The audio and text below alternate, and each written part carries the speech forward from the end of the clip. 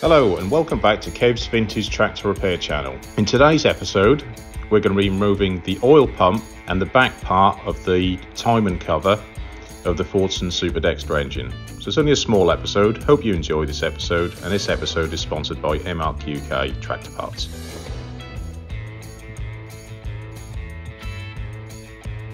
Hello and welcome back to Kev's Vintage Tractor Repair channel. In the previous episode what we did was we removed the sump, pulled the camshaft out from the front of the engine.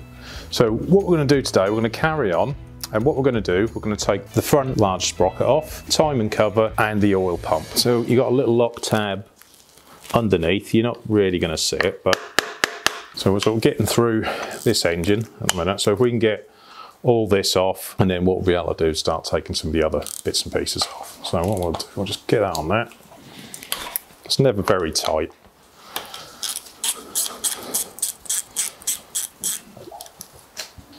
And out it comes. There's the bolt.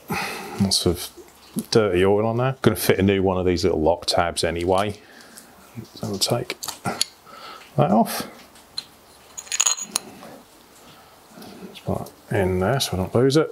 And then off it comes. It's all simple as that, really. So what we'll do now, if you can see inside, there's lots of 1/2-inch head bolts we're going to take out. We have got a bridging piece underneath, but what I'm going to do, I'm going to leave that on. We've got some thin-headed bolt heads as well to go in certain places.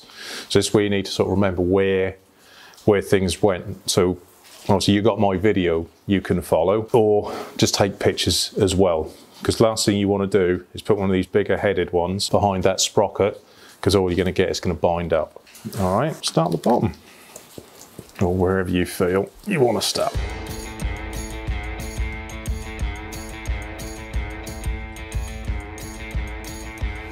This engine has done a little bit of work. I don't think it's done a great deal though. A good clean up, put some new rings in it and things like that.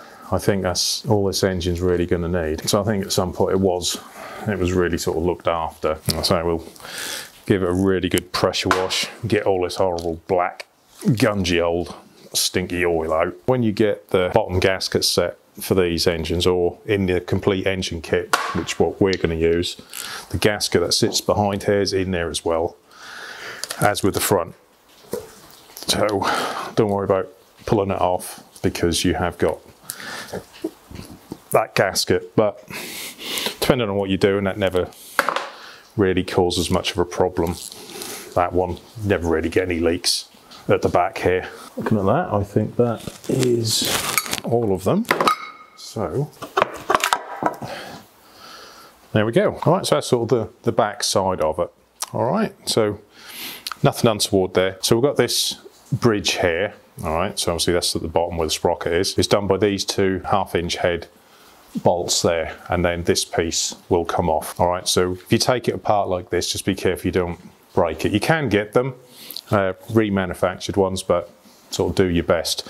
A lot of times when people, and this is what I've found with these other tractors I've worked on with this engine, same as the 35, the threads go in here, because everybody thinks, oh, it's leaking oil, I'll do these up a little bit tight, but they only go into aluminium. So just be a bit wary of that. All right, so that's that off. This should now come out. Let me get around the back of it. Let's see if this gasket will come off. Probably going to have to get something a bit thinner to get in there. Oh, there we go. All right, we've now taken this piece off, where the sprocket goes round. But if you look on here, there's a locating dowel, which obviously corresponds with the top one there. Also, we've got an oil hole. All right, oil gets passed through there, into there, or through there to lubricate the big sprocket on the front. Looking at that, all that horrible gunky oil, old oil that's in there, that's what blocks oil ways up. All right, so we're going to clean all that out as well. I'm not going to worry about the sprocket on the front of the crankshaft at the moment. We'll have a look at that at a later date. Now that there, I think that was leaking a little bit. That's the other end of the oil way, which goes from the sort of the back of the engine to the front of the engine, where the core plugs sometimes leak, especially the back one more than anything. I'm going to turn the engine upside down now, and then what we're going to do, we'll have a look at taking the oil pump off. So now we've turned the engine upside down. So what we have now is our oil pump. We're going to fit a new one, and once I've cleaned it all up, what we'll do, we'll take it apart and just see what's inside. Obviously, you've got your crankshaft sprocket here, which is obviously going round, drives the intermediate sprocket to our oil pump. All these sprockets we can buy new if we need to. All right. Whenever I normally sort of fit a pump, I normally change this little sprocket anyway. But in there's a little C-clip. So if I find that screwdriver, I should get that in there. Awkward. There's a little clip. All right. And then that just comes off. It was that. There's a bush in there. This is part of the oil pump.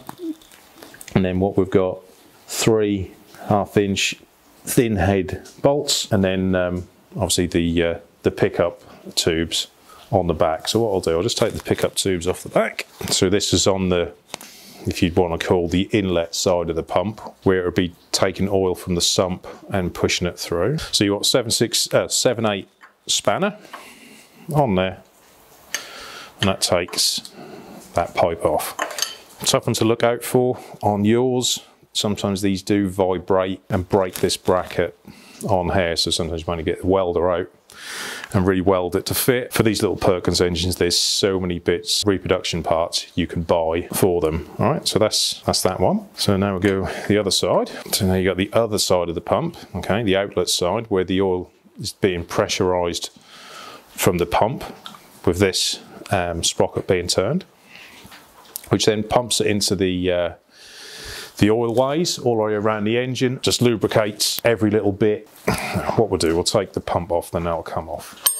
So if I just get my 1/2-inch again, you can change these with the engine in the tractor. The only things you probably have to do is just take the front cover, the front axle off, so you can take all this front cover off. And obviously you've got to take the sump off as well. So same thing again, you got little skinny headed bolts in there. The next big job is cleaning everything down. It's all right stripping them down, but you then got to clean everything. And there we go. Right. And there is. All right, so there's our oil pump. All right, so now the right way up, if you wish, with the engine. Pressure relief valve in there. And what we'll do, I'll give it a clean. Probably the next episode, I'll take it apart so you can sort of see what's going on inside. For what they cost, it's definitely worth changing it when you're rebuilding any engine. There's the other pipe which comes out. That was just a little episode, a little quick one. All right, so we took the large sprocket out, we took the timing back plate off, timing cover back plate off, and we're taking the oil pump off. So what we're going to do for the next episode, what we'll do, we'll take the pistons out and we'll have a good look at those. All right, so I hope you enjoyed that little episode. All right, it's only a little small one, and I shall see you next time.